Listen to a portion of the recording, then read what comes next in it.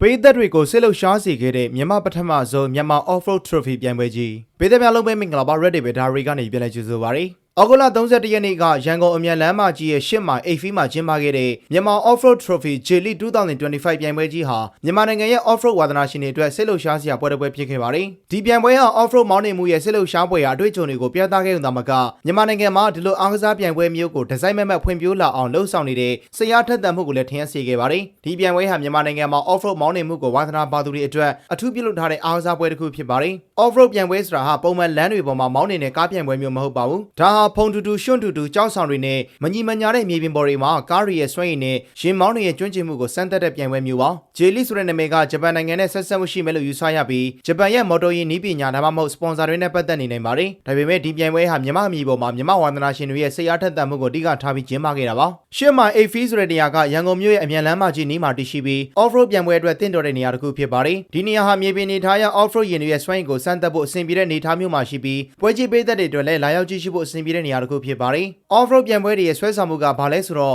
ဒါဟာကားတွေရဲ့စွမ်းရည်နဲ့ရင်မောင်းတွေရဲ့တတိကျွမ်းကျင်မှုတွေကိုပြသတဲ့နေရာဖြစ်ပါတယ်။မြန်မာ Off-road Trophy J-League 2025မှာလည်း 4-wheel ယာဉ်တွေဖြစ်တဲ့ Jeep, Toyota, Mitsubishi လို Off-road တွေအတွက်အထူးပြုလုပ်ထားတဲ့ကားတွေနဲ့ရင်မောင်းတွေကပြိုင်ဆိုင်ခဲ့ကြပါတယ်။ဒီလိုပြိုင်ပွဲမျိုးမှာရင်မောင်းတွေဟာဖုန်တူတူရွှွန့်နေတဲ့ကဖြတ်မောင်းရတာမတ်ဆောက်တဲ့တောင်ကုန်းတွေကိုတက်ရတာဒါမှမဟုတ်ရေစီးတဲ့နေရာတွေကိုဖြတ်မောင်းရတာမျိုးတွေပါဝင်ပါတယ်။ဒီပြိုင်ပွဲမှာရင်မောင်းတွေဟာသူတို့ရဲ့ကားတွေကိုအဆင့်မြင့်တင်ထားတာမျိုးတွေကိုလည်းတွေ့ရတတ်ပါတယ်။ဥပမာပိုကြီးတဲ့တာယာတွေအင်ဂျင်စွမ်းအားမြင့်တင်မှုတွေဒါမှမဟုတ်ကားရဲ့ဆိုင်းထိန်စနစ်တွေကို Off-road အတွက်အထူးပြင်ဆင်ထားတာမျိုးဖြစ်ပါတယ်။ဒီလိုပြင်ဆင်မှုတွေကပြိုင်ပွဲရဲ့ဆက်လို့ရှားမှုကိုပုံမှန်မြင့်တင်ပြီးပရိသတ်တွေအတွက် Off-road ယာဉ်တွေရဲ့စွမ်းရည်ကိုကြည့်ရှုခံစားရစေတဲ့အခွင့်အရေးဖြစ်လာပါတယ်။ဒါအပြင်ဒီပြိုင်ပွဲမှာပြိုင်ပွဲဝင်တွေဟာအများအပြားအချိန်နဲ့ရှင်မြန်ရတာဖြစ်ပြီးသတ်မှတ်ထားတဲ့လမ်းကြောင်းတစ်ခုကိုဘယ်သူကအမြန်ဆုံးဖြတ်နိုင်မလဲဒါမှမဟုတ်အတားအဆီးတွေကိုဘယ်သူကအကောင်းဆုံးကျော်ဖြတ်နိုင်မလဲဆိုတာတွေကိုရှင်မြန်ရတာမျိုးပါ။ဒီလိုပြိုင်ဆိုင်မှုမျိုးကရင်မောင်းတွေရဲ့ကျွမ်းကျင်မှုကိုသာမကသူတို့ရဲ့တတိနဲ့ဆုံးဖြတ်ချက်ချနိုင်မှုကိုပါစမ်းသပ်တာဖြစ်ပါတယ်။ရန်ကုန်မြို့ရဲ့အမြန်လမ်းမကြီးနီးက8မိုင်8ဖီးဆိုတဲ့နေရာဟာဒီပြိုင်ပွဲအတွက်အဓိကရွေးချယ်ထားခဲ့တဲ့နေရာဖြစ်ပါတယ်။ဒီနေရာဟာ Off-road ပြိုင်ပွဲအတွက်လိုအပ်တဲ့မညီမညာတဲ့မြေပြင်ရှုထူတူတွေဒါမှမဟုတ်စိန်ခေါ်မှုတွေဖြစ်စေမဲ့နေသားမျိုးတွေရှိတဲ့နေရာမျိုးဖြစ်တာကြောင့်ပါ။ဒါအပြင်ရန်ကုန်မြို့ကနေတိမ်မွေးတဲ့နေရာဖြစ်တဲ့အတွက်ပရိသတ်တွေလည်းလာရောက်ကြည့်ရှုဖို့အဆင်ပြေပါတယ်။နေရာမှာပြိုင်ပွဲတွေရဲ့လမ်းကြောင်းတွေကိုအထူးပြင်ဆင်ထားခဲ့ရပါတယ်။ဥပမာရွှွန့်တွင်းတွေကြောက်ဆောင်တွေဒါမှမဟုတ်မတ်ဆောက်တဲ့မြေပြင်တွေကိုထည့်သွင်းပြီ